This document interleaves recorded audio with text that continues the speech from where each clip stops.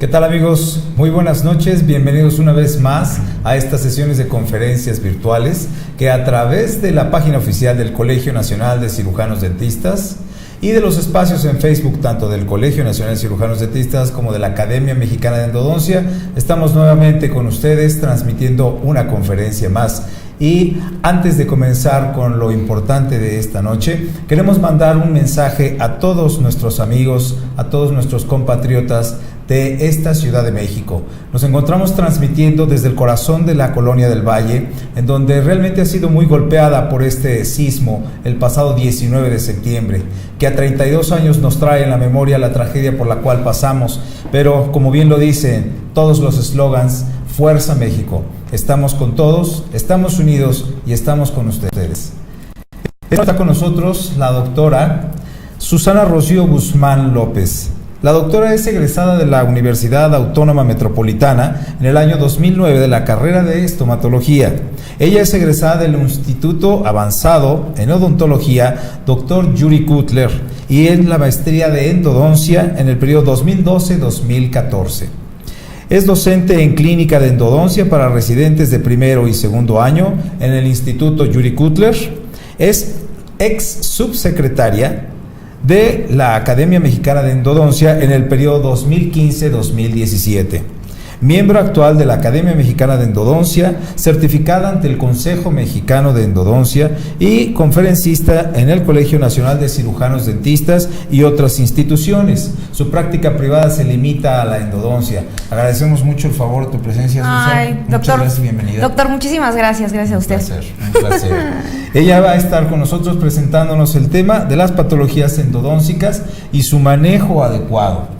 Qué buen tema y una muy atinada ponencia, porque la verdad es que no solamente las patologías endodóncicas son entidad propia del especialista, sino que el cirujano dentista de práctica general también debe de estar familiarizado con cómo diagnosticar estas patologías, ¿correcto? Totalmente.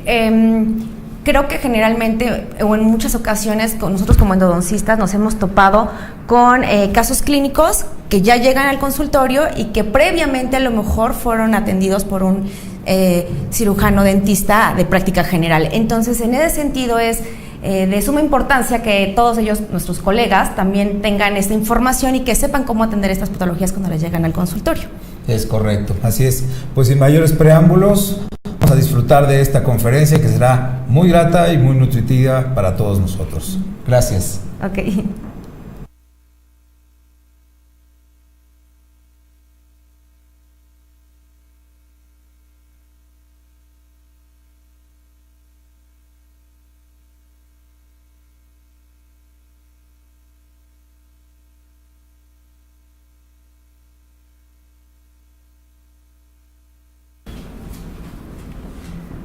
Hola, buenas noches. Bueno, como ya les habíamos mencionado anteriormente, yo les voy a hablar de patologías endodóncicas y su manejo adecuado.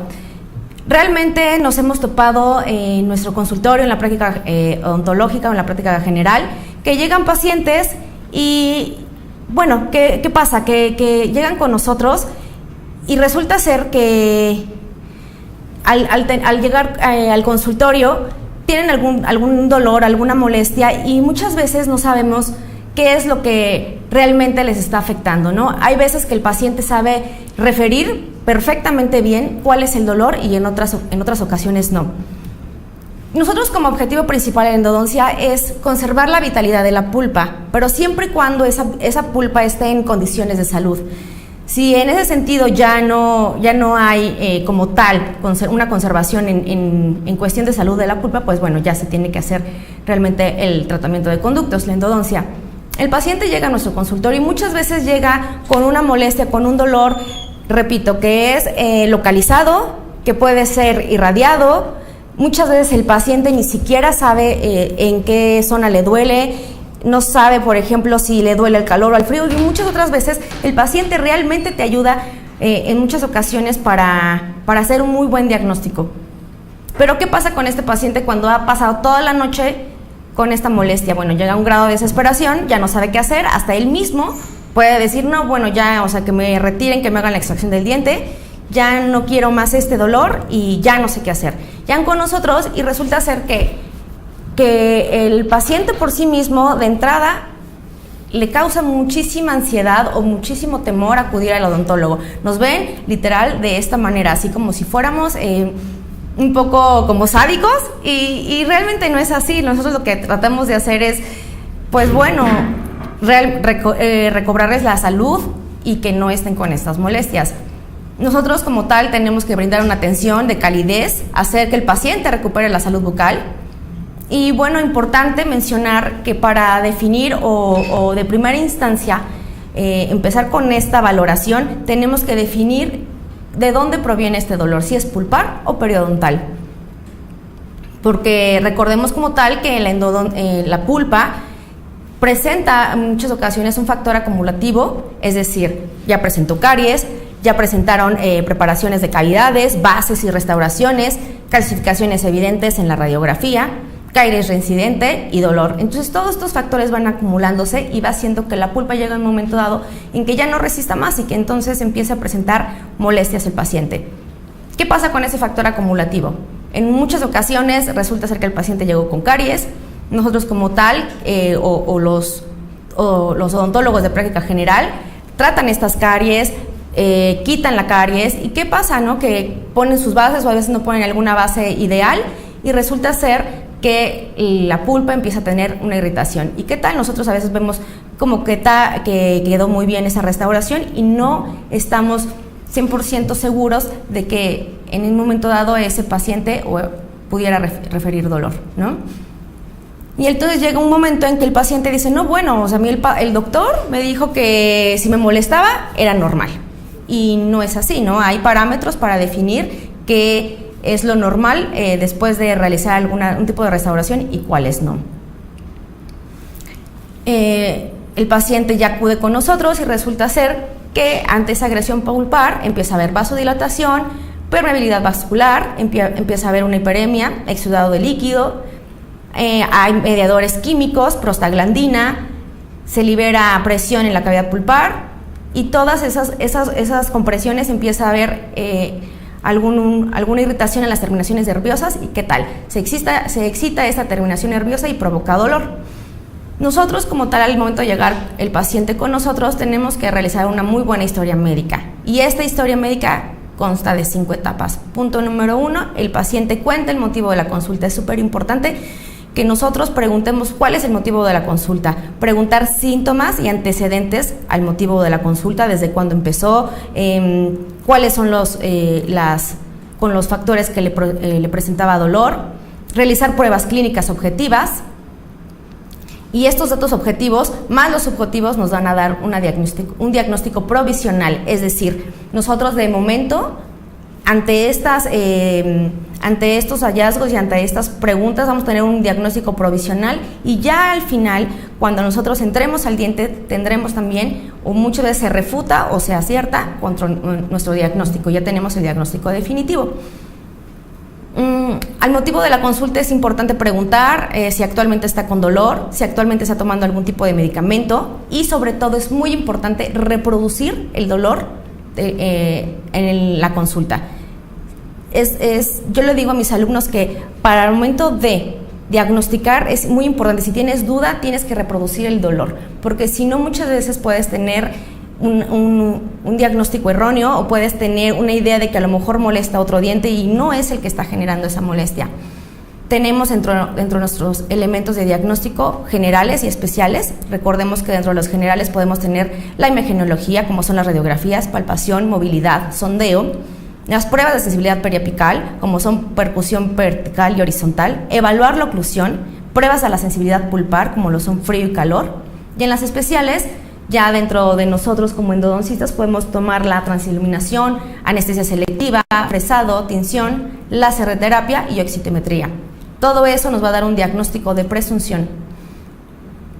Puede haber dentro de la interpretación radiográfica unas calcificaciones y estas van a ser las causas principales o fisiológicas de patologías. Tienen dos formas básicas en la pulpa, pueden ser cálculos pulpares o dentículos. Generalmente estos se llegan a observar en la cámara, pueden ser difusas, son visibles en cortes histológicos y raras veces en la radiografía.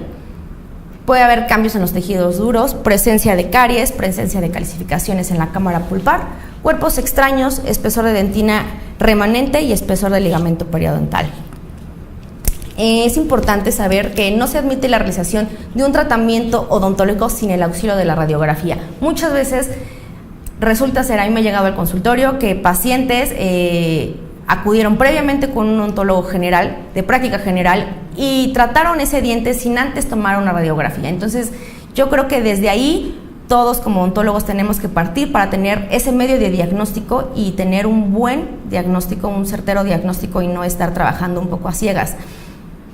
Al tomar la radiografía, es importante no tomarla o no interpretarla, puede representar un error en el diagnóstico y es causa de la responsabilidad profesional. Muchas veces con la pura radiografía volvemos a lo mismo, se diagnostica y se están omitiendo todas las demás pruebas. Tampoco es así, recordemos que la radiografía solamente es un medio de diagnóstico.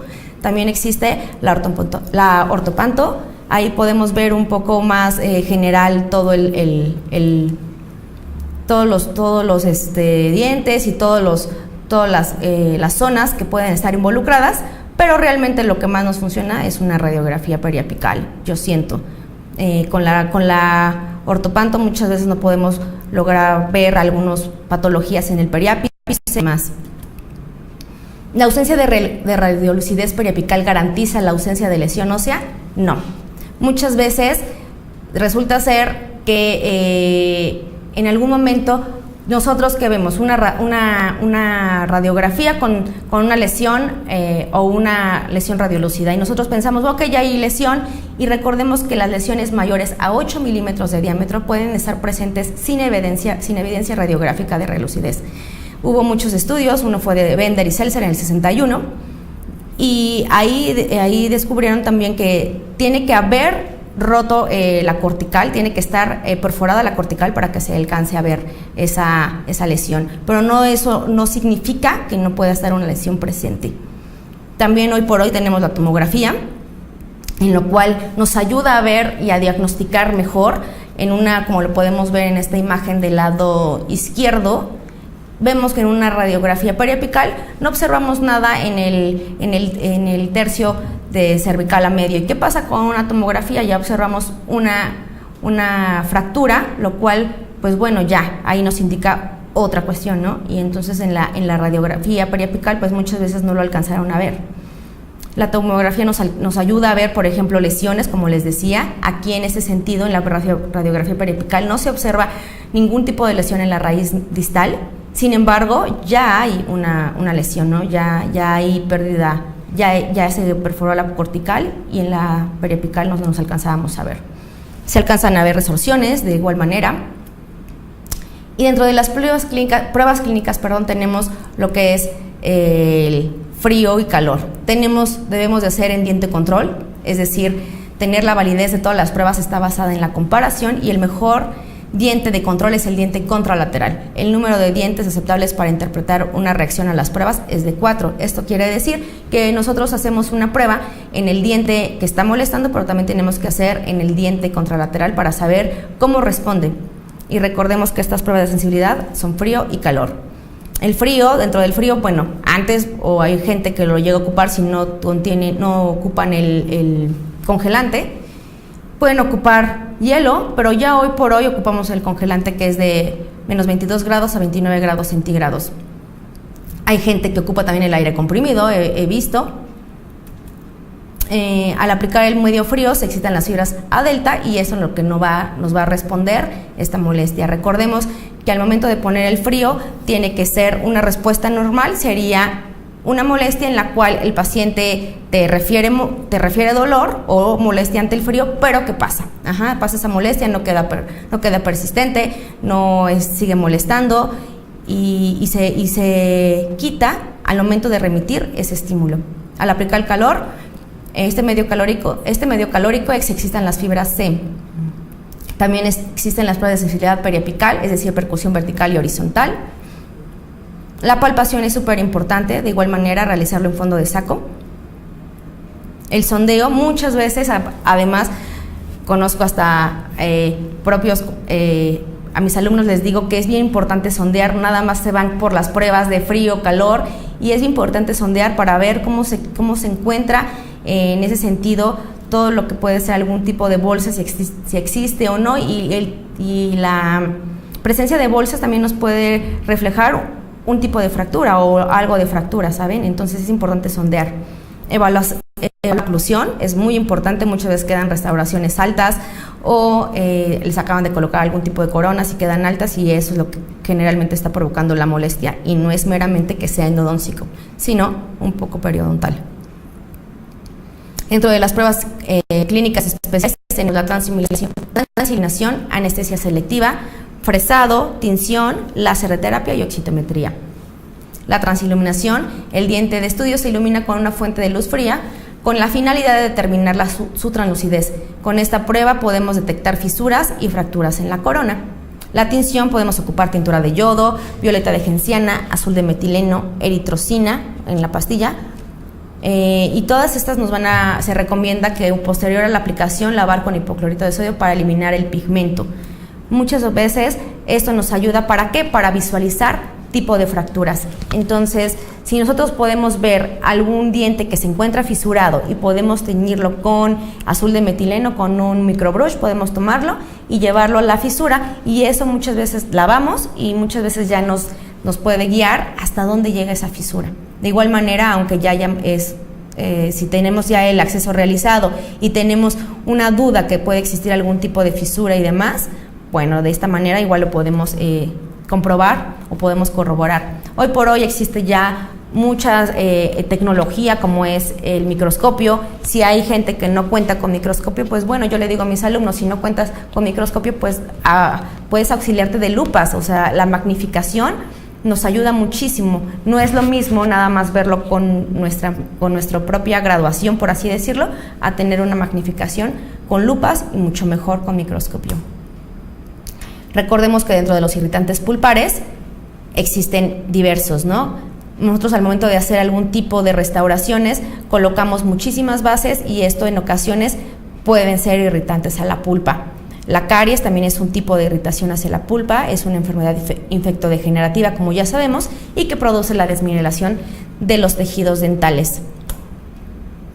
Existen diferentes tipos de caries y existen diferentes tipos de terapia para estas caries.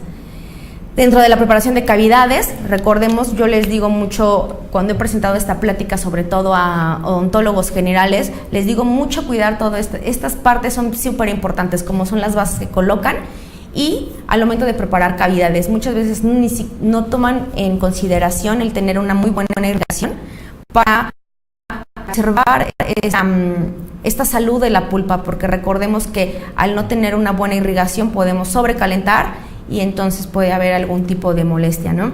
Checar la velocidad de rotación, el calor generado, la profundidad de estas cavidades y sobre todo la deshidratación o la exposición pulpar. Eso es muy importante. La calor y la presión que puede ejercer la pieza de alta a los tejidos. A mayor presión, más calor. Recordemos, la presión ideal es de 60 gramos y no debe sobrepasarse de 250 gramos.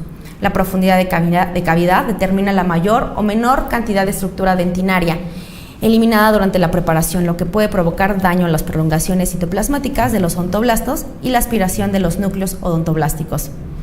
Cuando no queda más de 0.5 milímetros de dentina entre el piso de la cavidad de la pulpa, cada disminución de 1 milímetro intensifica la inflamación en forma progresiva. Entonces, muchas veces vemos y tienen algún tipo de caries bastante extensa, y ¿qué hacen, no? Quitan toda la caries y resulta ser que ya están muy cerca de la pulpa después, no tuvieron esa prevención de hidratar perfectamente bien la dentina para no sobrecalentar, y entonces viene algún tipo de molestia. La deshidratación puede producir sensibilidad posoperatoria hasta que el núcleo odontoblástico retorna a su posición original 2 o 3 días después. ¿Les ha pasado o les ha ocurrido a ustedes como odontólogos que han tratado algún tipo de operatorio, por así decirlo, y entonces el paciente después tiene algún tipo de molestia? ¿Y qué pasa? No saben, vuelven a quitar la resina o vuelven a quitar la incrustación que tenían y lo checan, ¿no? Pero otras veces resulta ser que ya definitivamente es para endodoncia.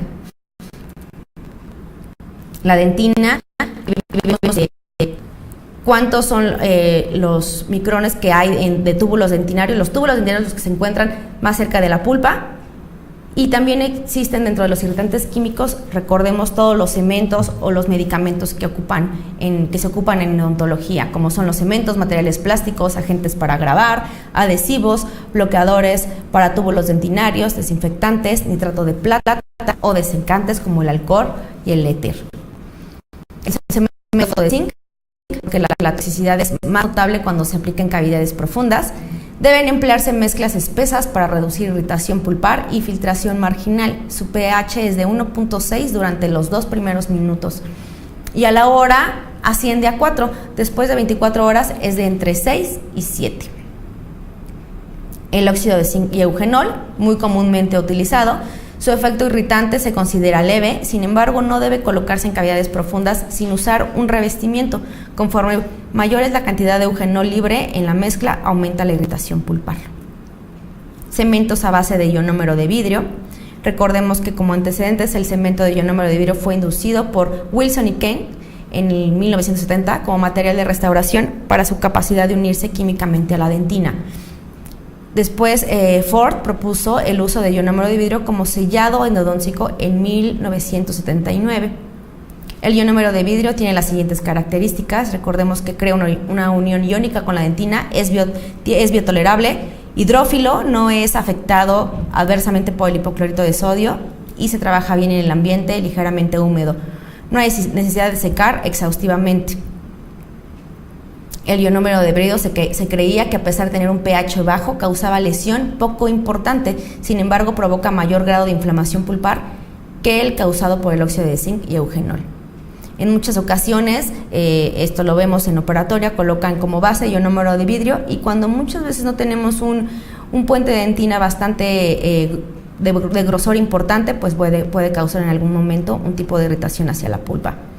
En un principio los ionómeros de vidrio solo contenían ácido poliacrílico y la respuesta pulpar era mínima. Ahora con la adición de copolímeros, el ácido poliacrílico y los ácidos maleico y el tartárico se ha aumentado su reactividad. Tiene un pH de 2 a 3. Como tal, el ácido grabador, el que se coloca antes de colocar algún tipo de restauraciones de cerómeros, como pueden ser las resinas y demás, producen reacciones inflamatorias de leves a intensas, incrementa la inflamación y al permear los túbulos facilita la penetración de irritantes. Adhesivos dentinarios y composites, todos acaban por perder la capacidad de adhesión a la dentina a pesar de lo que pueden decir los fabricantes. De las bacterias, dando lugar a una reacción pulpar, la cual puede mantenerse asintomática por tiempo prolongado. El fotopolimerizado también provoca calor, muchas veces lo ocupan y resulta ser que después de utilizar esta lámpara de fotopolimerizado, lo dejan muy cerca del diente o lo dejan por periodos largos de tiempo y provoca muchísimo calor y empieza a provocar daños en la pulpa. Por eso es lo que dije desde un inicio, que todo esto, los daños que se provocan en la pulpa son acumulativos. Hay muchísimas cosas que provocan irritación a estas fibras y que provocan en un momento dado molestia. El hidróxido de calcio funciona base antes de colocar un material restaurativo, como aislante térmico y para estimular la formación de dentina de irritación. Sin embargo, puede causar esclerosis tubular en la dentina primaria y no estimular la elaboración de dentina de irritación. Existe la teoría sobre la sensibilidad dentinaria. Se ha postulado varias teorías sobre la sensibilidad. Una es la estimulación nerviosa dentinaria, teoría del receptor dentinario y la teoría hidrodinámica. Recordemos que la teoría de hidrodinámica en 1963 por Branston planteó la hipótesis de que el dolor dentinario y el desplazamiento odontoplástico se relacionan. También existe el bruxismo, es otro factor que puede en algún momento dado provocar ya algún tipo de molestia o alguna patología endodóntica. El contacto estático o dinámico en momentos que no son funcionales, durante las cuales se observa patrones de desgaste atípicos, no funcionales y parafuncionales. Se observa de manera isométrica e isotónica. Pueden ser locales, como los factores de etiología, pueden ser locales, psicológicos, ocupacionales, genéticos y sistémicos. Se clasifica como céntrico y excéntrico. Puede ser diurno o nocturno. Efectos del bruxismo sobre el complejo dentino-pulpar pueden provocar hiperemia, necrosis, fracturas dentinarias. Esto es súper importante y muy común. A mí me ha llegado al consultorio pacientes que por bruxismo ya presentan fracturas dentinarias. Pulpitis puede provocar pulpitis reversible, calcificaciones, resorción interna, resorción externa, hipercementosis y pulpitis irreversible.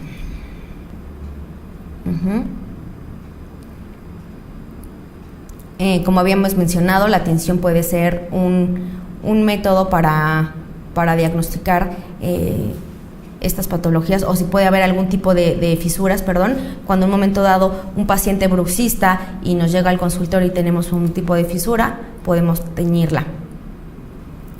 Bueno, vamos a entrar a los estados pulpares, ya un poco más de patología, y recordemos que puede haber pulpa sana, puede haber hiperemia, pulpitis reversible, irreversible, resorción interna, calcificaciones o nódulos, periodontitis crónica hiperplásica y necrosis pulpar. Inervación o dolor pulpar. La pulpa dentinaria está inervada por fibras mielínicas A delta y fibras amielínicas C. Ambos tipos son responsables de la transmisión de los signos del dolor.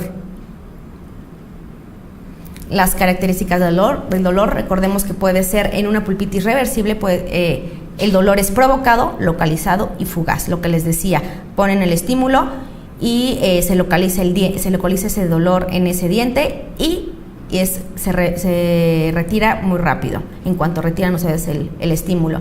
Y en la pulpitis irreversible es espontáneo, provocado, palpitante, irradiado, intenso y persistente.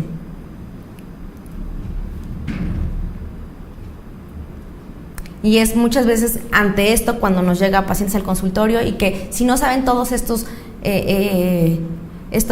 métodos para diagnosticar o tener estos métodos auxiliares de diagnóstico, hay muchas veces que no saben ni qué diente es y entonces empiezan a ver cuál sería y empiezan a dudar. Entonces es bien importante que sepamos diagnosticar y que sepamos estas diagnósticas para tener un diagnóstico claro y contundente. Recordemos que la patología pulpar puede ser en la pulpa normal, el paciente es asintomático y todos los signos clínicos están dentro de los límites de normalidad. Al examen radiográfico, la apariencia radiográfica es normal. La respuesta positiva normal a las pruebas de sensibilidad eléctricas y térmicas. Pulpitis reversible, ya hay presencia de inflamación pulpar leve. No existen antecedentes de dolor espontáneo. El dolor es transitorio de leve a moderado. En el examen radiográfico, apariencia normal, se pueden observar zonas radiopacas, coronales compatibles con restauraciones o zonas radiolúcidas coronales compatibles con caries. Al momento de hacer las pruebas térmicas, eléctricas, es positiva inmediata y aumentada especialmente a prueba de frío, pero el dolor cesa al retirar el estímulo.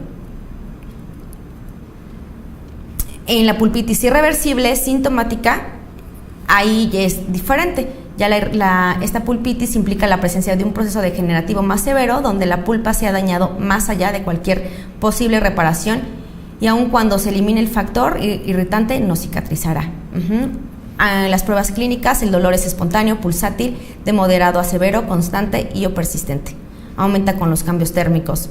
Igual a la radiografía podemos ver una imagen radiolúcida compatible con caries o cercana a la cámara pulpar.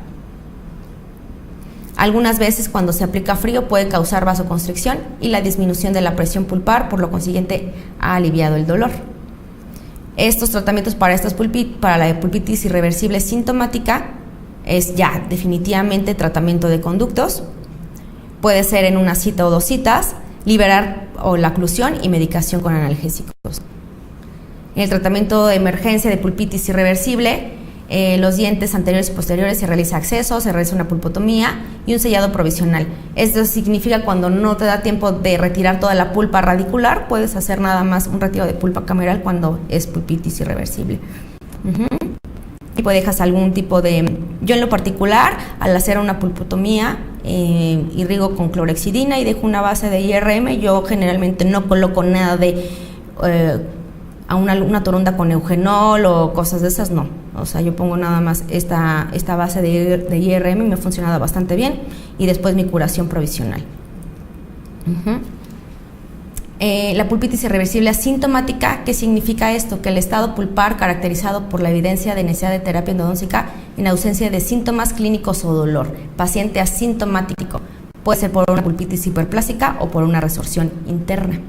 En las pruebas del examen clínico, la sensibilidad es positiva con respuesta normal o prolongada. Caries profundas, restauraciones extensas y antecedentes de trauma, descubrimientos pulpares, movimientos ortodónticos.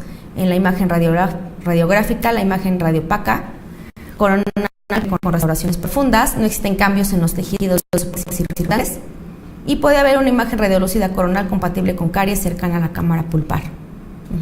En la pulpitis irreversible asintomática, de igual manera es el tratamiento de conductos. Ya definitivamente como tratamiento puede ser una cita, 2 citas y liberar igualmente la oclusión.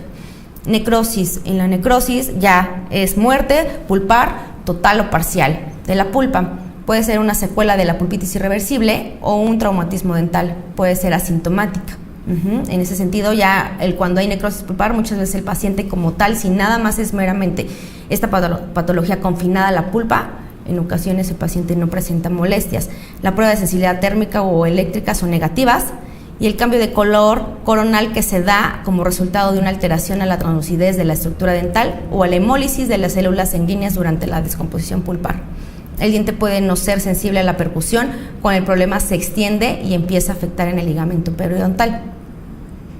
¿Esto qué significa? Que cuando ya al percutir molesta, ya empieza a haber un problema aquí periodontal y no meramente endodóntico. En la imagen radiolúcida coronal compatible con caries cercana al contacto o cámara pulpar. Tratamiento para la necrosis, igual es tratamiento de conductos, puede ser en una cita o 2 citas. Generalmente hay endodoncistas que lo realizan en 2 citas para medicar, poner una medicación intraconducto, y en otra cita lo terminan, o puede ser en algún momento dado, si no hay un tipo de lesión, que lo realicen en una sola cita.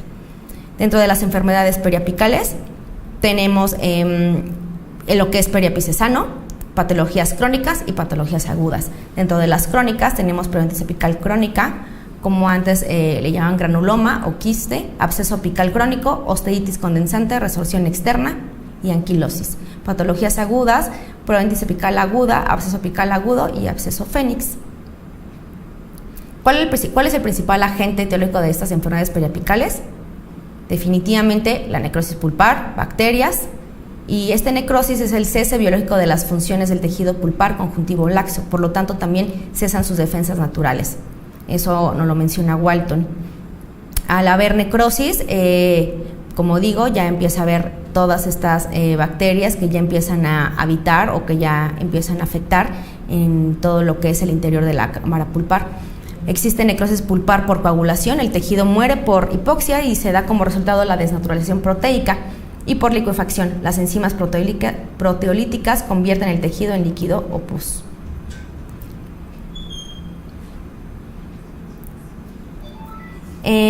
Por ejemplo, en lo que es la necrosis pulpar por coagulación, muchas veces se da cuando dejan literal una base de hidróxido de calcio sobre la pulpa al momento de realizar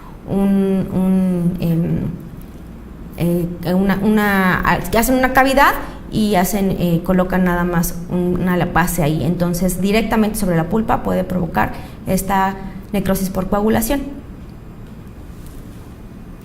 Aquí podemos ver un corte longitudinal de un premolar en tercio cervical totalmente fibrosado, y a la derecha una zona de necrosis.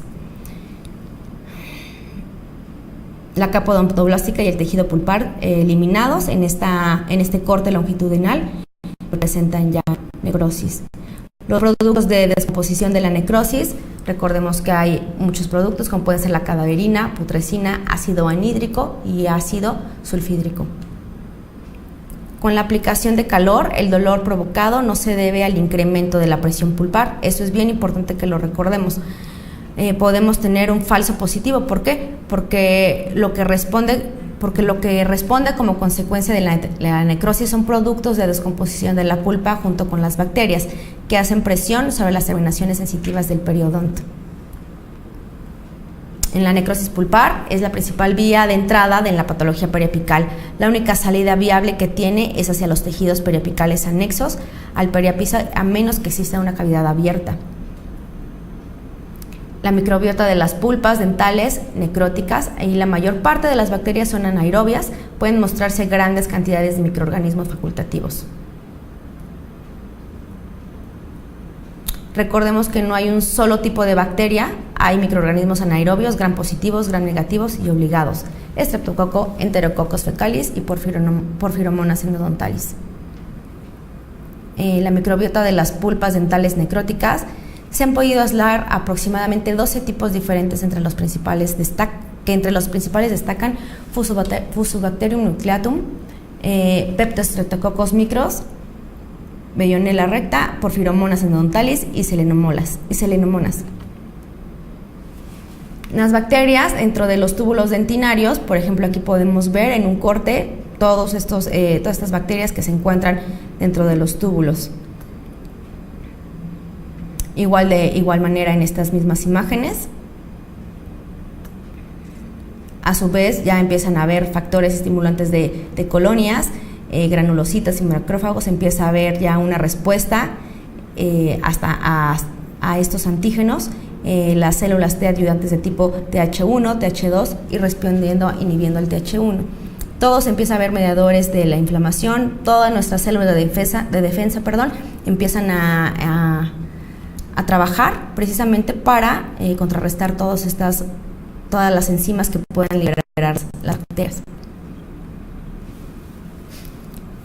Periodontitis apical crónica con sintomatología. Combinación de características radiográficas y clínicas. Va desde la interrupción de la continuidad de la lámina dura hasta la amplia destrucción de los tejidos periapicales, con sintomatología de una periodontitis apical aguda que puede ir de leve a severa. El tratamiento de la periodontitis apical crónica con sintomatología definitivamente es acceso, tratamiento de conductos. En este caso se realiza una necropulpectomía, es decir, un vaciamiento por tercios, irrigación con hidróxido de calcio. Yo en lo particular lo utilizo al 2.5%, medicación intraconducto con pasta de hidróxido de calcio, sellado provisional y un analgésico.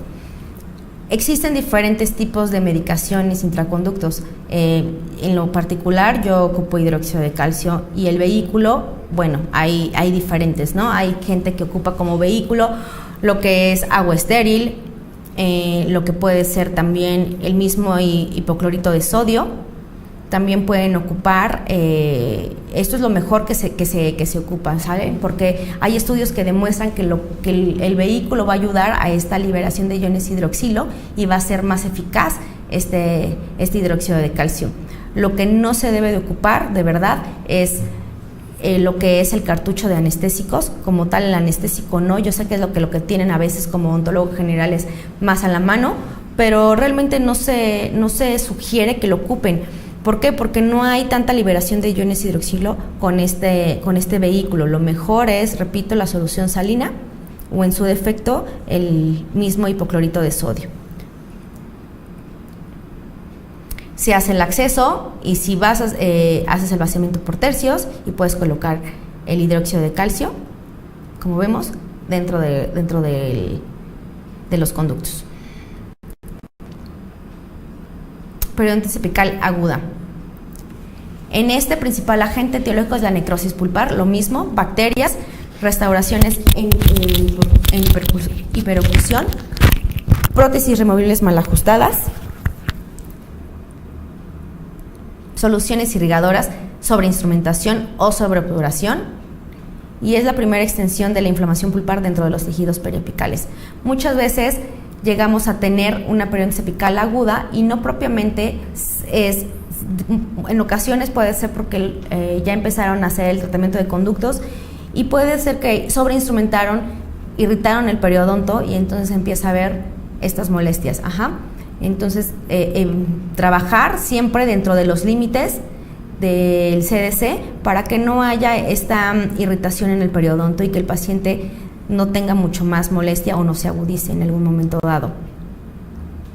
Las soluciones irrigadoras, también es importante que tengamos cuidado al utilizarlas para no no llevarlas más allá de los límites y no impulsarlas al periápice.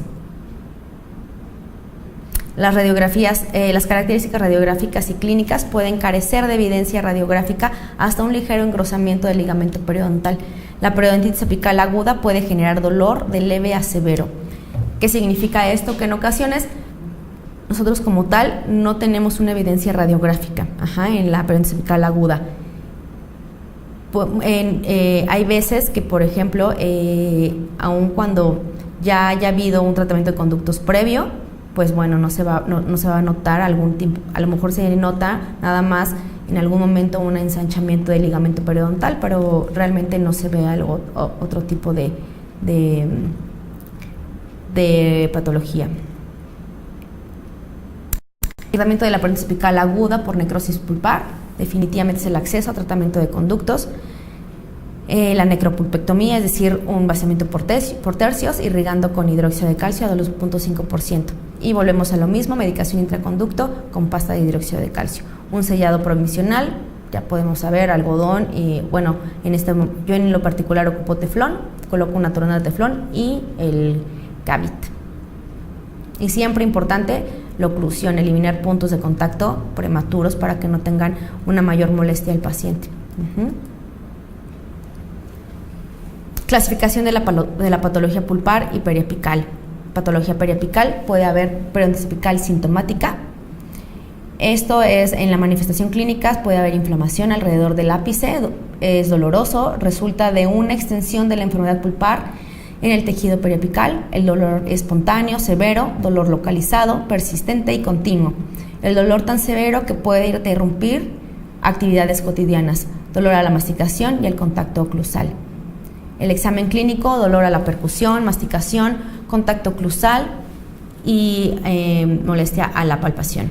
Pruebas de sensibilidad térmicas y eléctricas negativas, excepto donde la periodontitis apical es producida por un diente vital en hiperoclusión. Muchas veces no necesariamente puede haber una periodontitis apical sintomática y puede ser un diente vital. Sí, claro, puede haber. Hay puntos prematuros, puede ser que hayan colocado algún tipo de restauración, llámese resina, amalgama, incrustación o alguna corona, y que tenga un punto prematuro de contacto. Esto está interfiriendo en la oclusión y se puede entonces empezar a inflamar el espacio del ligamento periodontal y al momento puede haber empieza a haber dolor. En el examen radiográfico puede o no estar asociada a un área de radiolosidad apical, puede o no observarse ensanchamiento del espacio del ligamento periodontal y puede no haber pérdida de la continuidad de la lámina dura alrededor del diente. Puede también haber o no haber tratamiento de endodoncia previo, lo que les decía, puede ser, es más, una periodontitis apical sintomática, lo que les digo, puede presentarse en un diente vital.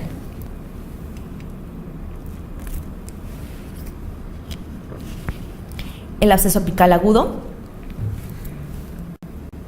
Dentro del absceso apical agudo, el principal agente etiológico es igual, necrosis, bacterias, acumulación súbita de pus en los tejidos periapicales que eventualmente se extiende a la mucosa bucal y al tejido subcutáneo.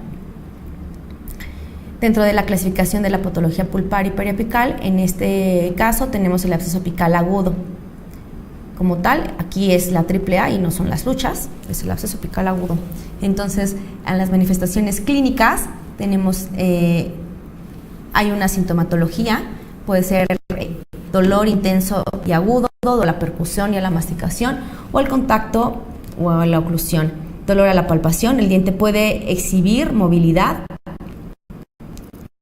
es asociado a la colección purulenta debido a la formación de pus, y el aumento de presión hace que el diente se sienta extruido. Muchas veces, no sé si les ha pasado, que llega el paciente y dice literal que siente el diente salido, o sea que lo siente que se le salió de la zona donde lo tenía. ¿Y por qué es? Por ese mismo exudado, por ese mismo líquido que hace que el diente existe una mayor presión por ese líquido y el diente se siente un poco extruido. El paciente puede o no exhibir manifestaciones sistémicas que incluyen la presencia de fiebre y o linfaadenopatías.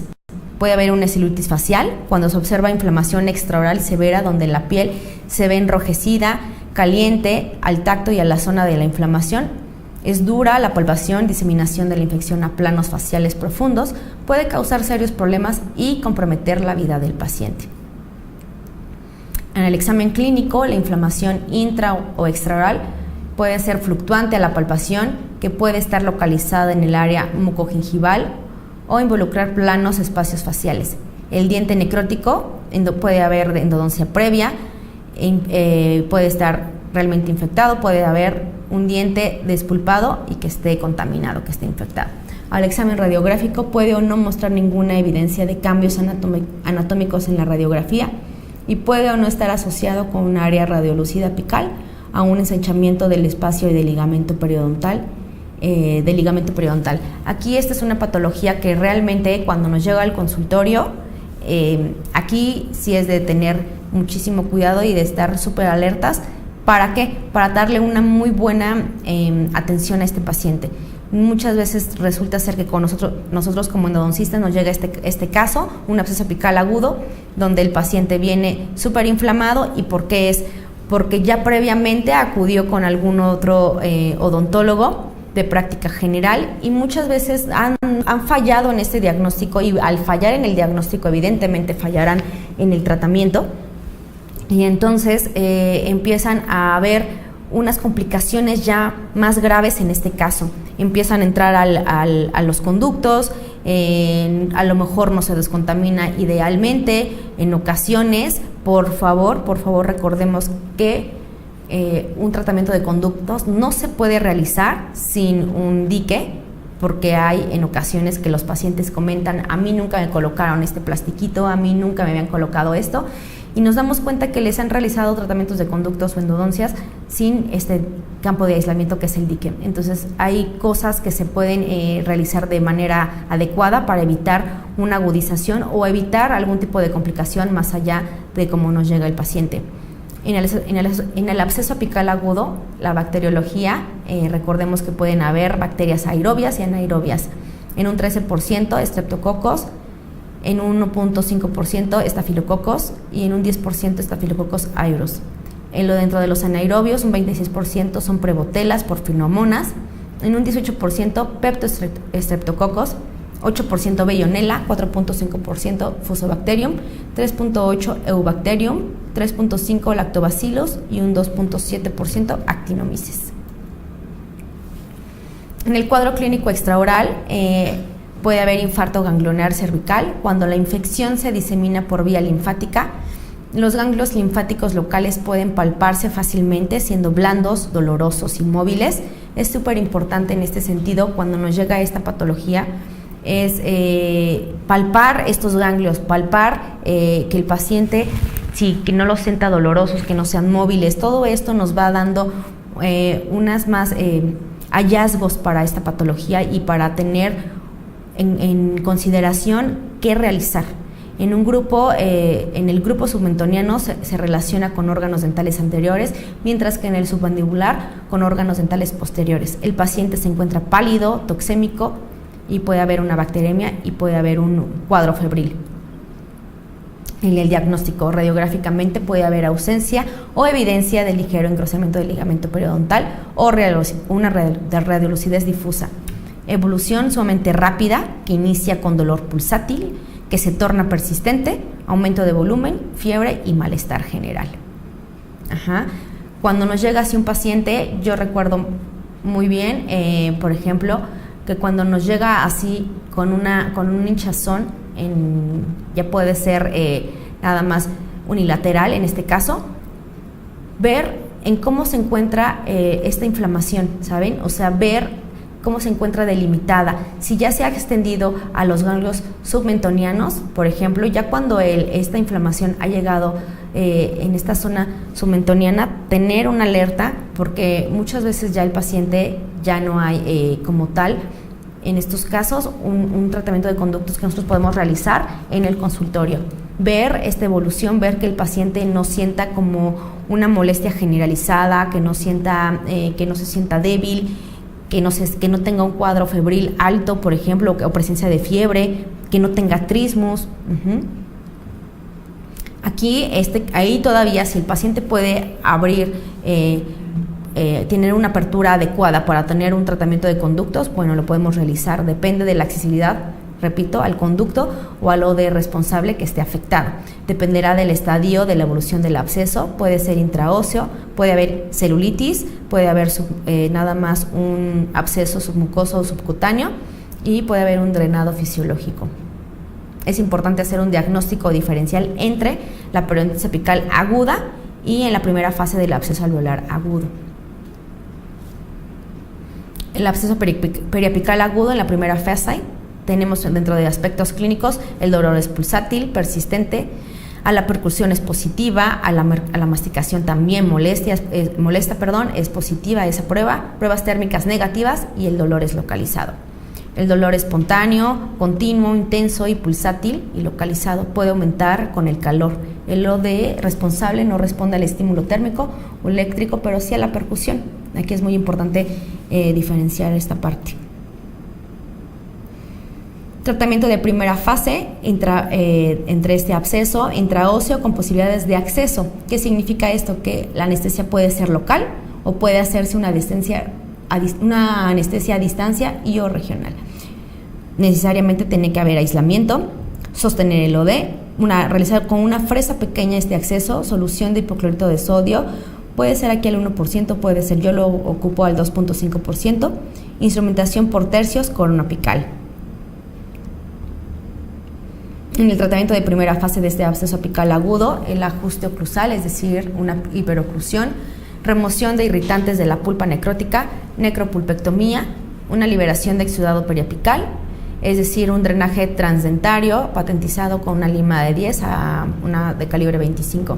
Si aún así no hay salida del exudado, se sospecha de invasión de pus en la zona medular ósea o en este caso terapia farmacológica. ¿Qué significa? Muchas veces cuando nos llega así un paciente, en este caso, nos llega al consultorio, nosotros en ocasiones nada más abrimos el diente y resulta ser que vemos cómo emerge la pus.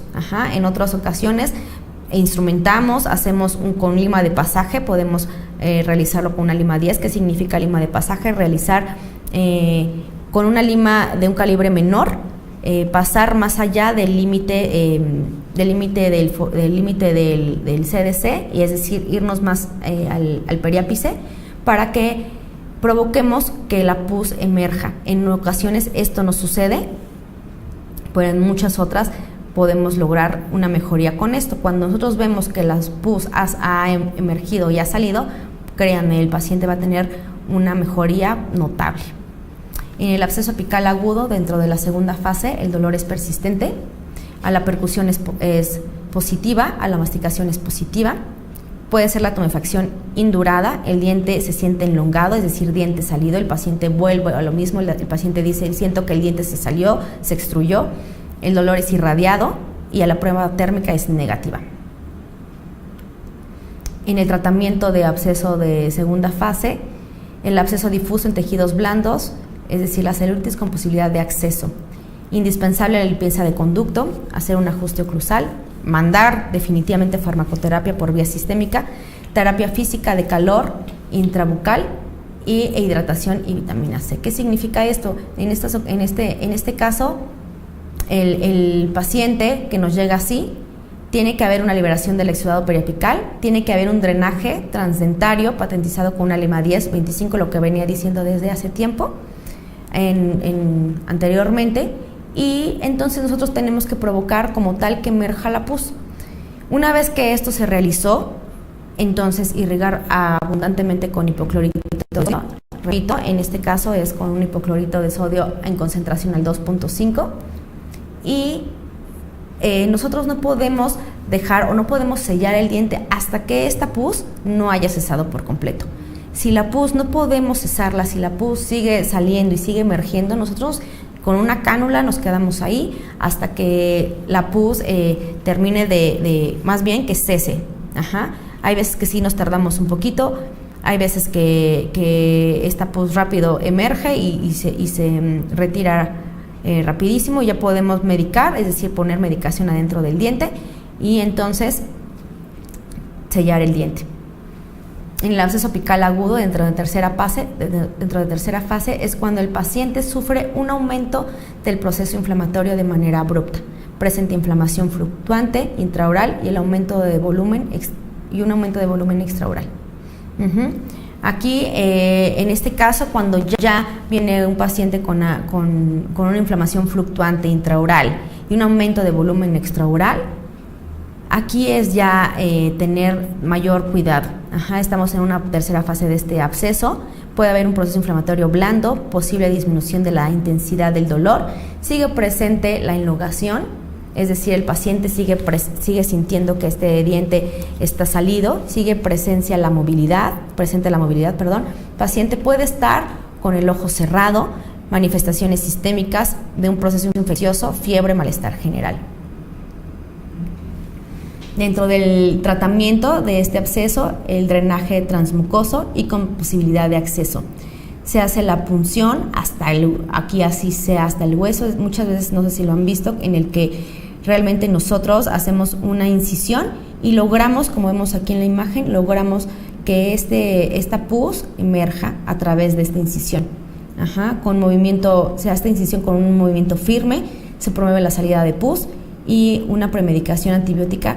Hay veces que si tú tienes tiempo y el paciente te ha hablado y más o menos te ha dicho cómo se encuentra su estado y cómo si está inflamado, y más o menos ahora ya mediante toda la tecnología que tenemos de teléfono, ya hay veces que hasta el paciente te manda fotos. A mí en ocasiones me mandan fotos y me dicen, mire, me encuentro así. Bueno, ya te vas dando una idea de cómo se encuentra el paciente, y si tienes chance ahí y el paciente tiene una oportunidad de comprar ya el antibiótico, puede empezar a tomarlo hasta 30 minutos antes de que tú empieces a verlo.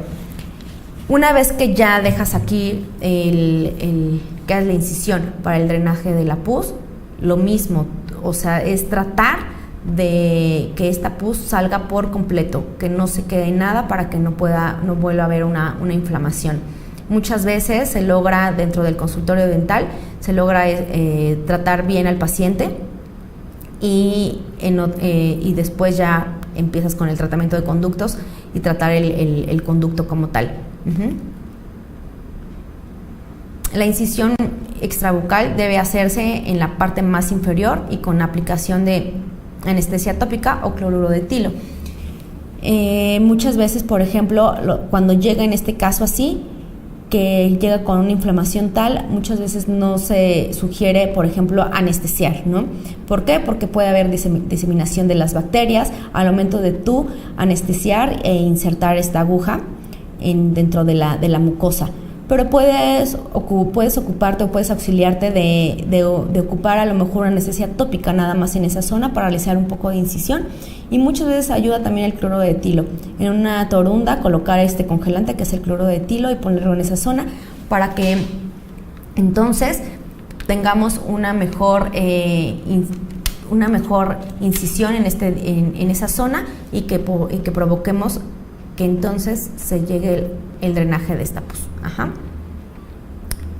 Puede haber divulsión de los tejidos con pinzas Kelly una vez que tú realizaste la incisión cuando es extraoral. En ocasiones esto ya, por ejemplo, ya lo llegan a hacer en una cuestión más hospitalaria, donde ya meten aquí, hacen una incisión, por ejemplo, como vemos aquí en esta zona, y meten unas pinzas y hacen un drenaje y sostienen un punto de sutura hasta por 48 horas. ¿Qué significa esto? Hacen un Penrose. ¿Para qué? Para que no cierre en esta zona y entonces todo el tiempo empiece todavía a drenar. Estos casos de verdad son sumamente críticos. De verdad, les pido que por favor, cuando lleguen a ver estos casos, si está dentro de sus posibilidades tratarlos, o sea, y lo van a hacer de manera adecuada, adelante. Pero si no, ya mejor es nuestra obligación remitirlos a una cuestión ya más intrahospitalaria.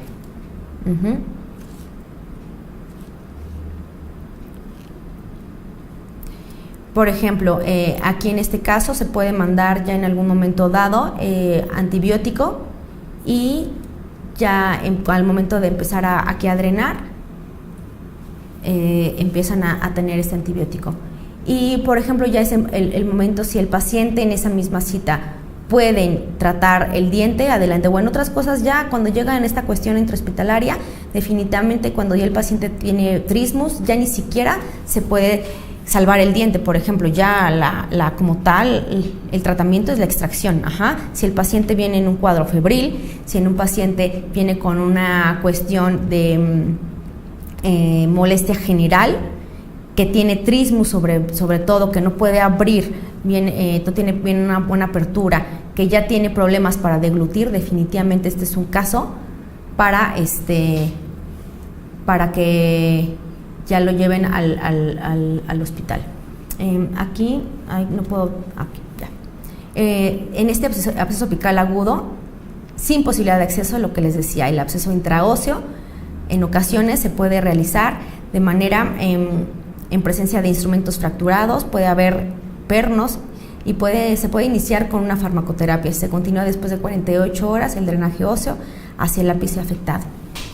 Si es que todavía, repito, si en este caso pueden tener un acceso hacia el diente. En otras ocasiones ya realmente como tal, o sea, el acceso al diente no lo tenemos y entonces ya, o sea, se tendría que hacer como una extracción del diente y lo que es tratar de conservar la salud del paciente, ¿no? En este absceso apical agudo sin posibilidad de acceso, intrabucalmente puede hacerse la incisión semilunar con una hoja de bisturí número 15, una trepanación en la cortical con fresa número 4 e irrigación, una colocación de drenaje sobre los tejidos blandos e higiene bucal incluyendo colutorios antisépticos. Dentro de la incisión, como lo vemos aquí, puede ser como es en esta zona, con nuestra hoja de bisturí, podemos aquí hacer la incisión para nosotros como tal provocar ese drenaje de pus. Aquí en esta imagen podemos ver si en un momento dado esta pus no ha terminado de salir y sigue emergiendo pus, podemos colocar un Penrose. ¿Para qué? Para que el paciente en esa zona no cicatrice rápido y entonces siga emergiendo pus durante un tiempo más. La farmacoterapia podemos ocupar clindamicina. Generalmente nosotros como endodoncistas lo que veo más que se utiliza es le llega muy bien a las bacterias que se encuentran en esta zona. Clindamicina de 300 miligramos, una cada 6 horas durante 5 o 7 días. Una amoxicilina pueden ocupar de 500 miligramos, una cada 8 horas. Hay gente que ocupa amoxicilina con metronidazol, 500 miligramos cada 8 horas, y una amoxicilina con ácido clavulánico. Y a mandar analgésico cada 12 horas. Yo en lo personal ocupo clindamicina, una cada 6 horas. En la cuarta fase del absceso apical agudo, ¿esto qué significa? Ya hay una fistuliza por sí solo, es decir, se acaba el dolor, ya el paciente como tal, hay veces que les ha llegado que ya no presenta como tal una inflamación, pero sí una fístula. En esta cuarta fase del absceso apical agudo se acaba ya el dolor y se acaba el proceso inflamatorio. Este absceso apical agudo, como lo llaman en cuarta fase, ahora nosotros le llamamos absceso apical crónico. ¿Esto qué significa? Es cuando ya hay una fístula en esta zona y generalmente es asintomático. Esto que le estoy dando de nomenclatura es realmente nuevo, lo dijeron en el 2009 y mediante la Asociación Americana de Endodoncia. Antes teníamos otra nomenclatura para estas patologías, pero ahora ya le llaman absceso apical crónico a esta patología donde ya se presenta una fístula. Manifestaciones clínicas, es asintomático como bien les venía diciendo. Ya el examen clínico, las pruebas de sensibilidad pulpar son negativas, característica una fístula o tracto sinuoso que debe tomarse con una radiografía o bien realizar la fistulografía como se le llama. ¿Para qué? Para ver a dónde se asocia esta fístula. Asociada a fracaso endodóntico puede ser asociada a esta fístula a fracturas verticales o a síndrome de diente agrietado. En el examen radiográfico, la imagen radiolúcida apical compatible con una lesión periapical. ¿Cómo realizar esta fistulografía? Yo les sugiero que la lleven a cabo con una punta de gutapercha de un calibre número 25. que lo lleven yo en muchas ocasiones le coloco un poquito de vaselina y lo llevo al tracto sinuoso. ¿Para qué? Para que mediante esta imagen, porque vamos a tomar una radiografía con la punta de gutapercha colocada en esta fístula, tomamos la imagen y entonces nos va a indicar bien a qué órgano dentario es dirigida o es proveniente esta fístula, a qué raíces, porque muchas veces es provocada por un molar y no sabemos bien a qué raíz, o en ocasiones ya es un diente que presenta un tratamiento de conductos previo, por ejemplo, puede ser. Por eso puede ser asociada a fracaso endodóncico. Pero en otras ocasiones, ¿qué pasa? Que se llega a ver esa fístula, esa fistulografía o esa punta de gutapercha no llega al ápice como tal. Y en una radiografía nosotros podemos ver un muy buen tratamiento de conductos donde la obturación esté realmente sellando bien, o sea, que se vea en los límites y que lo vemos bastante bien, y puede ser que esta fístula provenga nada más de una fractura, si llega a otra parte o si llega, por ejemplo, a una zona como aquí, donde vemos una lesión, por ejemplo, y ya vemos una fístula, es proveniente de este diente, claro, y aquí ya presenta este central, también discromia, nos ayuda mucho más, vemos, bueno, este es el diente que está afectado, por ejemplo, en este molar, no presenta tratamiento de conductos, pero sí una corona aquí, realizan la fistulografía y resulta ser que ya esta zona lateral. Después se realiza tratamiento de conductos y vemos que aquí había un conducto lateral, este diente presentaba necrosis y por lo tanto ya había aquí microorganismos que estaban afectando el interior del conducto. Como en este diente, de igual manera vemos la fistulografía, vemos la punta de gutapercha, y yo en este caso, por ejemplo, en este diente no sabíamos bien, yo no sabía cuál, ¿no? O sea, tanto el central como el lateral estaban necróticos. Entonces, al momento y veía aquí esta fístula, el paciente decía que en ocasiones le cerraba los pacientes luego le llaman como afta o postemilla, y entonces dicen que esta postemilla le había cerrado un tiempo y después otra vez se abría, ¿no? Salía un granito y otra vez le salía esto. Entonces, estos dos dientes me daban en la respuesta de sensibilidad térmica, me daba negativo. Entonces, ¿cuál de los dos dientes era el que estaba provocando esta fístula? Bueno, con esta fistulografía podemos ver que aquí es aquí está el problema. Entonces, esto nos ayuda mucho para ver este tipo de patologías, para no estar trabajando tan a ciegas, para no estar errando en que si es este diente o es el otro, estar con dudas. Entonces, tener a la mano todos estos auxilios de diagnóstico. ¿Para qué? Para tener un mejor tratamiento y un mejor diagnóstico. El absceso fénix. ¿Qué significa absceso fénix? Es la exacerbación aguda de una lesión crónica con lesión periapical. Anteriormente así le llamaban, ¿no? Cuando había una lesión ya de tiempo y después se volvía a exacerbar. Eso era el absceso fénix. Absceso alveolar agudo. Signos y síntomas. Clínicamente se observa tumefacción localizada, dolor a la percusión vertical, puede o no dolor a la percusión horizontal, sondeo normal, movilidad debido a la tumefacción. Radiográficamente se observa zona radiolúcida a nivel periapical.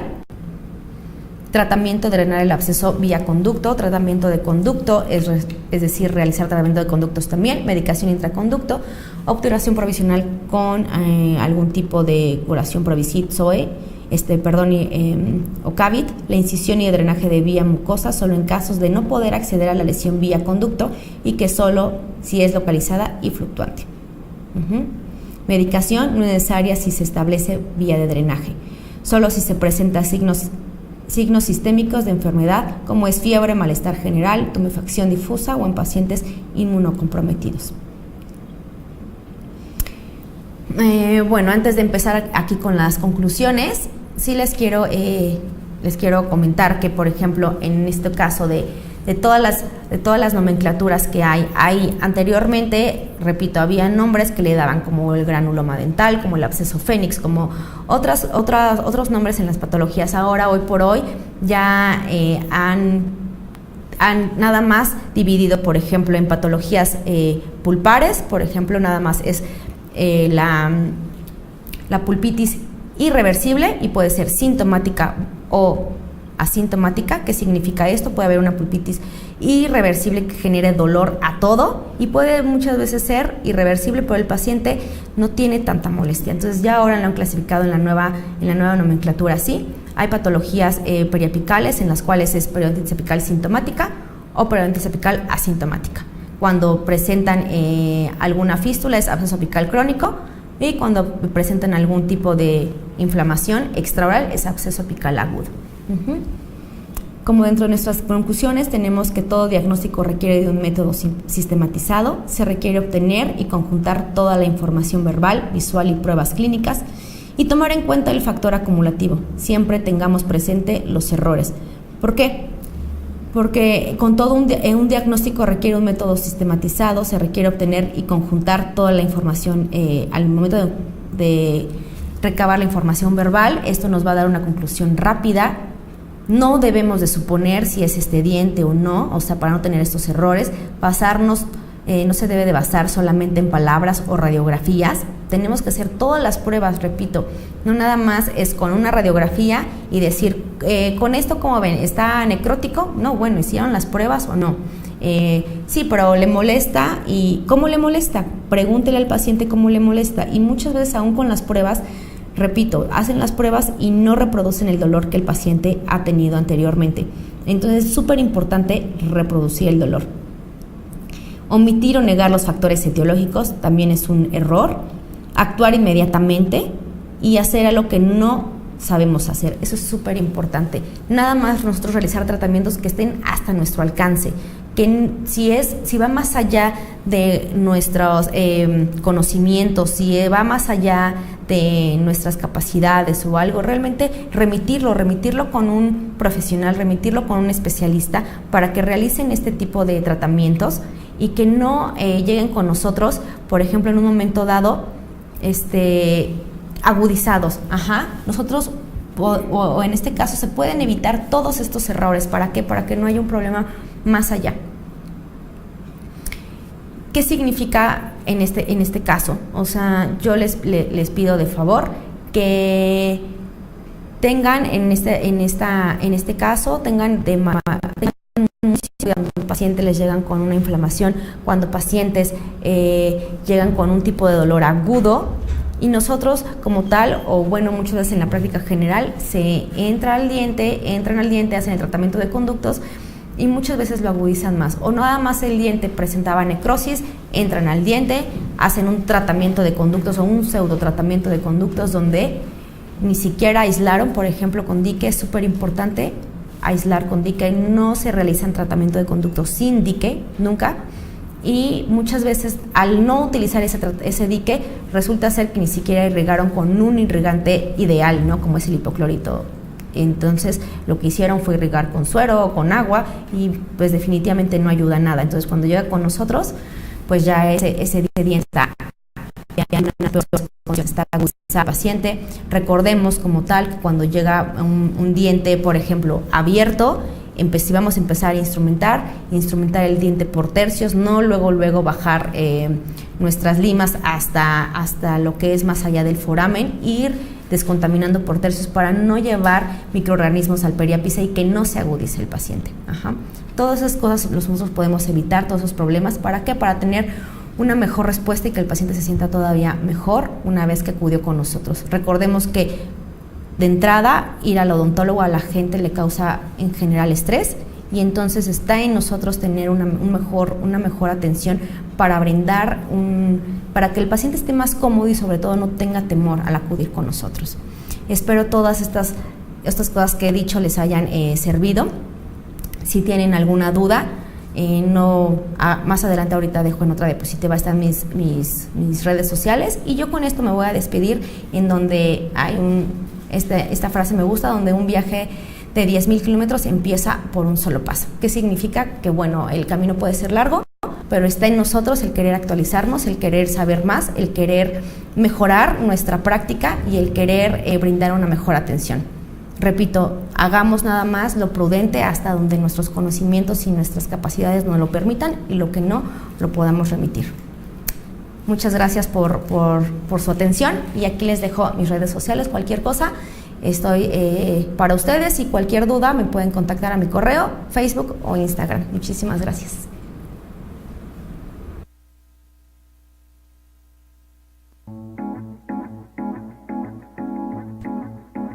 ¿Qué tal, amigos? Yo soy Fernando Licona, vicepresidente de la Academia Mexicana de Endodoncia, y queremos invitarles al 37º Congreso Internacional, que tendrá lugar en la espléndida Riviera Maya, en el Hotel Barceló.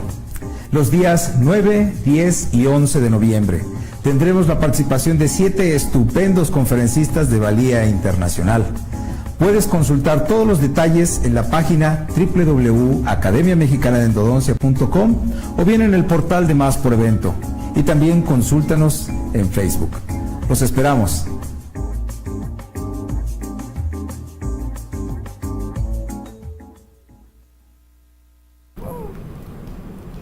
Muy bien, pues agradecemos mucho esta extraordinaria conferencia. Hay muchísima gente del interior de la República y de Lima, Perú. Qué bueno que tuvimos tan buena audiencia. Qué padre. Y me llama la atención que tuvimos una audiencia de alrededor de 12,367 en números redondos, pero mucha gente de Chiapas, de Oaxaca, de Guerrero y de Puebla, que sabemos que fueron zonas... son zonas que están ahorita afectadas. Qué padre que nos sintonicen y qué padre que estén al pendiente de esto, la verdad. Exactamente. Agradecemos sus comentarios a Luis Daniel Aneiva. Tuvimos un rating bastante adecuado y varias preguntas. Varias preguntas. Bien. ¿Podemos empezar con algunas de ellas? Una de ellas nos dice: ¿cuál es la clave para establecer un diagnóstico certero en una patología de origen endodóncico? De origen endodóncico, ¿cuál es la clave? Repito, volvemos a lo mismo. Todas las pruebas de diagnóstico nos ayudan. Nada es contundente, pero todo es, si todo lo tomamos y todo lo llevamos con estas pruebas, tanto la radiografía, el método de diagnóstico que es la radiografía y todas las pruebas de sensibilidad eléctricas, térmicas y todo eso nos va a brindar una mejor respuesta y tenemos un mejor diagnóstico. No nada más diagnosticar, es lo que les digo a mis alumnos, no diagnostiquen solamente con una radiografía, no diagnostiquen solamente con lo que les dice el paciente.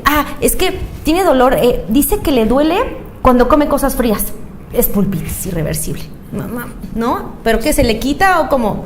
No sé. Claro. Entonces todo eso nos va ayudando para tener un buen diagnóstico. Muy bien. Y alguien también nos hace esta referencia. ¿Qué tan fiel es la CBCT en el diagnóstico endodóncico? ¿Es imprescindible? No es como tal imprescindible, sin embargo es un medio de diagnóstico que hoy por hoy nos ayuda muchísimo, muchísimo. O sea, lo que podemos ver en una CBCT, lo que podemos ver en una tomografía, que puede ser algo que nosotros no logramos ver con una radiografía periapical. Es un método de diagnóstico más que nos ayuda muchísimo hoy por hoy. Podemos ver resorciones, podemos ver otros conductos que a lo mejor no hayamos tratado, un cuarto conducto. Podemos ver lo que son fracturas que a lo mejor no logramos ver en una periapical. Entonces, claro, y obviamente al ser una herramienta tan fidedigna y tan exacta, también lo hace un estudio todavía inalcanzable a algunos medios. Por supuesto, y a algunos pacientes también, o sea, no todos tienen el acceso a este tipo de radiografía, de tomografía, pero vaya, en algún momento dado, sí, nosotros como tal, para tener un mejor diagnóstico y ya se realizó un tratamiento de conductos y el paciente a veces sigue con molestia y el tratamiento se ve perfectamente bien realizado, ¿no? ¿Y qué es lo que pasa? Yo ya busqué mi cuarto conducto y no lo encuentro. Bueno, con esta herramienta pues tenemos una mejor certeza, ¿saben? Entonces brindar también esta alternativa al paciente, decirle a lo mejor el costo en algunas ocasiones, en algunos centros que realizan estas radiografías, esta tomografía, pues están en un precio accesible. Muchas veces para endodoncistas nos hacen a veces un descuento, entonces también ocupar esta herramienta. Es correcto. Ahorita que se hace mención de esto, recuerdo al doctor Isaac Kabli. Sí. Él fue profesor en el Yuri Cutler. Exactamente, de CADI 3D, que él hizo un comentario al respecto de esto, que pacientes que tuvieran alguna dificultad, él hace una referencia a absorber el costo del estudio para el beneficio del paciente. Me parece... Eso es estupendo. Estupendo. Muy bien. Aquí tenemos otra pregunta un poquito larga y es con respecto al síndrome de diente fisurado. Y nos dicen, el diagnóstico de un diente fisurado es algo de lo más difícil de realizar porque el paciente no sabe definir correctamente su sintomatología. Si aún no hay un acceso a la cavidad pulpar para seguir un trazo de fractura, como lo mostró la doctora, por una tinción, ¿de qué otra manera se puede evidenciar ese trazo de fractura? Bueno, pues muchas veces, yo por ejemplo recuerdo muy bien este tema que me dieron en la especialidad, y muy bien la doctora Lanzagorta me mencionaba, si tú tienes un indicio que pudiera haber un diente fisurado, ¿qué pasa? Puedes ocupar transiluminación con una lámpara, comúnmente por ejemplo de resinas. Puedes ocupar esa lámpara, apagar la luz y ver si hay un trazo de fisura. ¿Qué otra cosa? Puede ser a la masticación. Tú puedes colocar un algodón o algo, un rollo de algodón, morder. Y si en algún momento dado el paciente, eso es lo que nos marca la literatura, ¿no? Al desocluir, si siente dolor, pudiera ser que a lo mejor hay una fisurita por ahí. Entonces son más pruebas clínicas. Más pruebas clínicas. En cuanto a la respuesta del paciente. Más pruebas clínicas, por supuesto. De acuerdo. Aquí hay una mención al respecto de lo que son las lámparas de fotocurado, porque también se hizo mucha mención al respecto del daño pulpar que ocasionan un proceso de restauración con resinas a base de composites. Y nos dice esta doctora de Puebla, no veo muy bien su nombre, pero es de Puebla, nos dice, las lámparas de fotocurado, como usted lo mencionó, causan un daño pulpar, al igual que los adhesivos dentinarios. ¿Qué tan eficaz, qué tan bueno es poner una capa que aísle a la pulpa como el Teracal, hidróxido de calcio, ¿correcto? ¿Qué tanto podría ayudar? ¿Qué tanto podría ayudar? ¿Qué es lo que se refería la doctora? Pues mire, yo una vez le pregunté, yo como endodoncista siempre trato de cuidar esta vitalidad de la pulpa, o tratar de conservar esta salud de la pulpa. Pero ¿qué pasa? Que otras ya te vas guiando también con otras especialidades, como es prótesis, por ejemplo, y le he preguntado a un protesista qué tan bueno es colocar una base de Dical, o qué tan bueno es al final de cuentas va a haber un espacio, porque esto se va a reabsorber, es lo que marca la literatura y lo que te comentan muchísimos protesistas. Eso va a haber un espacio, después de haber un espacio muerto va a querer ahí una interfase. Entonces, pues realmente como tal muchas veces nos sugieren colocar una base de Dical.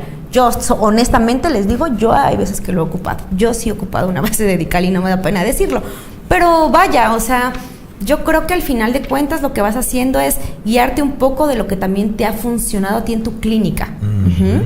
Muchas veces te pueden decir otras cosas, la literatura o algunos otros doctores, pero también lo que te funciona a ti en tu clínica. Y a mí me ha funcionado esa situación, poner a veces una base de Dical, y ha funcionado bastante bien. Hay protesistas que me dicen, no, Susi, o sea, no, el Dical, ¿como para qué? Ponle directamente ionómero, por ejemplo. Y yo sí digo, ionómero, doctor, y es súper irritante. Sí, ¿no? Por ejemplo. Muy bien, acelerar el proceso para realizar un tratamiento.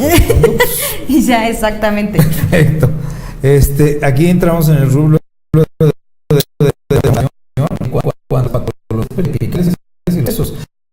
hay muchos comentarios al respecto, uno de ellos en particular del doctor Enríquez,